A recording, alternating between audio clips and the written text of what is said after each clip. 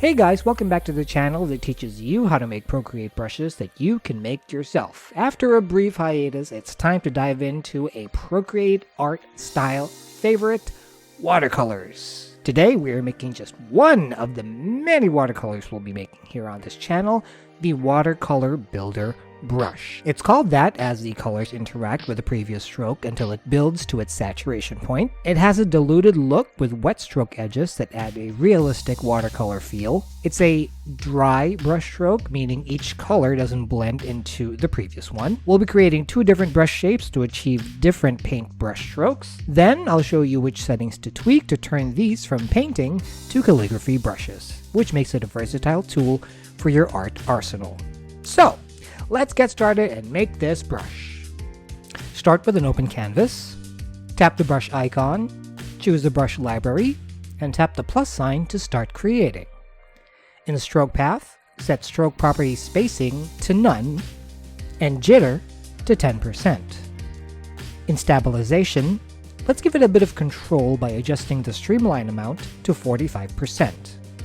Now, let's create a flat watercolor brush by changing the brush tip shape in the Shapes sidebar. Beside Shape Source, tap on Edit, then tap Import, and choose Source Library from the options. Scroll down if needed, and choose Flat Brush 2.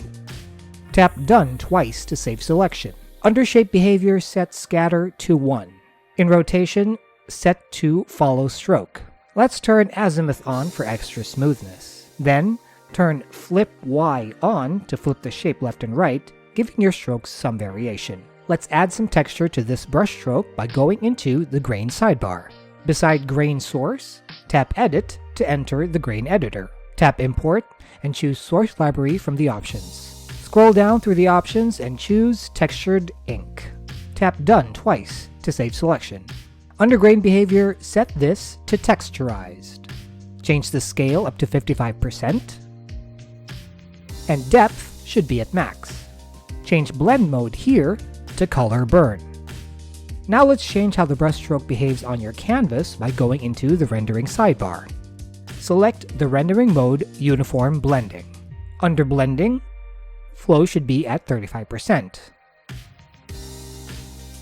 Then set wet edges to max. Now let's give this that realistic watercolor look by going into the Wet Mix sidebar. Under Wet Mix Dilution, set that to 25%. Set Charge to 70%. And Attack also to 70%. Now set Pull to none. For a consistent blending of your stroke, set Grade to Smooth.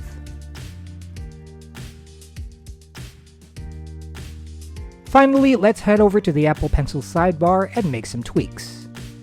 Under pressure opacity, you can keep it at max if you want some saturation difference with your pressure.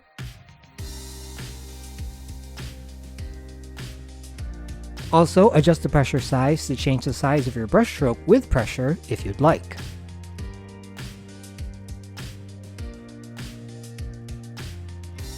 And that's your flat watercolor builder brush that you can use for more geometric and sharp-edged brushwork. If you want to turn this into a round watercolor builder brush, let's duplicate this brush and go back into the Brush Studio settings. Go down to Shape and choose a different one from the Shape Source library. Scroll down if needed and choose Blotch. Tap Done twice to save selection.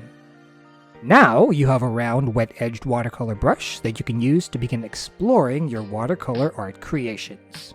If you want to use either brush for calligraphy, or just want a bit more stabilization in your brush strokes, go back into the Brush Studio, tap on the Stabilization sidebar, and set Streamline Amount to 50% and Pressure to 50% as well.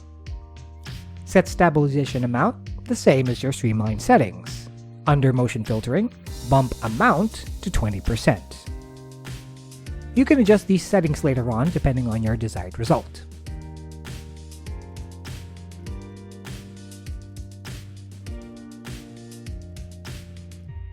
And that's it!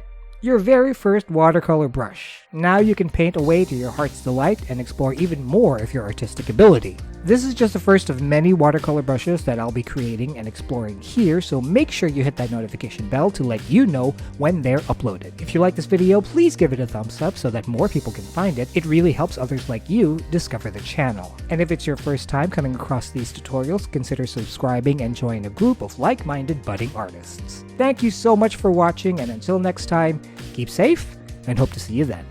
Bye!